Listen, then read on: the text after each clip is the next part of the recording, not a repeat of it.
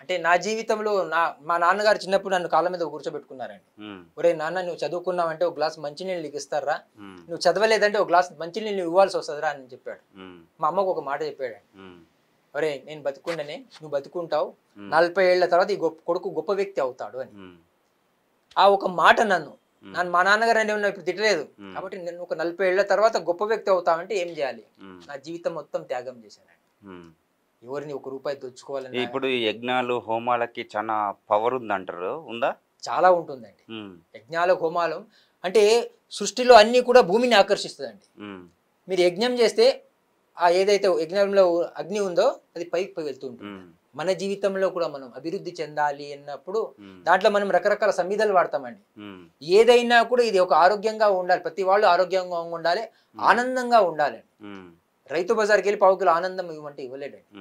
మందు తాగితే ఏదో కొంచెం నిశా వస్తువు ఏదో వచ్చి ఆనందం అంటాడు, కానీ ఇది చాలా దేశంలో జరుగుతున్న ఒకటి ఘోరమైన ఆరోగ్యం చెడిపోతుంది. అందుకే ఆవు పాలు చాలా ఇంపార్టెంట్ అండి, అమ్మ తర్వాత ఆవు. కాబట్టి ఇప్పుడు మేము ఏ కృషి చేసినా కూడా, ఏ పని చేసినా కూడా అది మా గురించి చేయట్లేదండి. ఆ పిల్లల భవిష్యత్తు బాగుండాలి, రాబోయే తరం బాగుండాలి అంటే ఇది మన అనుభవంతో మనం ఉన్నాం కాబట్టి ఆ పిల్లలకు ఆవు పాలు అందించాలి, వాళ్ళు ఆరోగ్యంగా ఉండాలి. భగవంతుడికి నైవేద్యం కానీ ప్రసాదం కానీ పెట్టి స్వీకరిస్తే ఈ నియమాలు ఏవైతే ఉన్నాయో కేవలం ఆరోగ్యంగా ఉండాలి, అందరూ బాగుండాలి అన్న ఉద్దేశంతోనే మన పూర్వీకులు అది అందించారు. మనం అందరం ఆ దిశగా సాగితే మన జీవితంలో కూడా. ఇప్పుడు బట్టలు ఉన్నాయండి, ఇవి పాడైపోతే మళ్ళీ ఏదో వెళ్ళి 2 చందమరాజు ఏదో ఒక దగ్గరికి వెళ్ళి మనం బట్టలు కొంటున్నాం. ఇప్పుడు శరీరం కూడా ఇది బట్ట లాంటిదే అండి, ఇది పాతగా అయిపోయింది, భగవంతుడు మళ్ళీ కొత్తది ఇస్తాడు. విశ్వాసం కావాలి.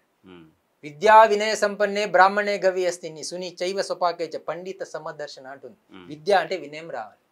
కారం లోపల పోతే కొంచెం ఇబ్బంది. ఇంకోటండి, మనిషి చనిపోయాక ఎటు వెళ్తారు? ఆత్మ నిజంగా ఉందా? నైనం చిందంతి శస్త్రాన్ని నైనం దహతి పావక నా చైనం క్లేదయంతాపు నా షో శయతి మారుతా అంటుంది భగవద్గీత. ఆత్మ శాశ్వతం అండి, శరీరం శాశ్వతం కాదు. మనం అప్పుడు ఉన్నాము, ఇప్పుడు ఉన్నాము, ఎప్పుడు ఉంటాం.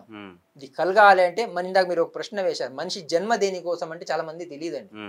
అందుకే అర్ధపంచక జ్ఞానం అంటారు గురువులు.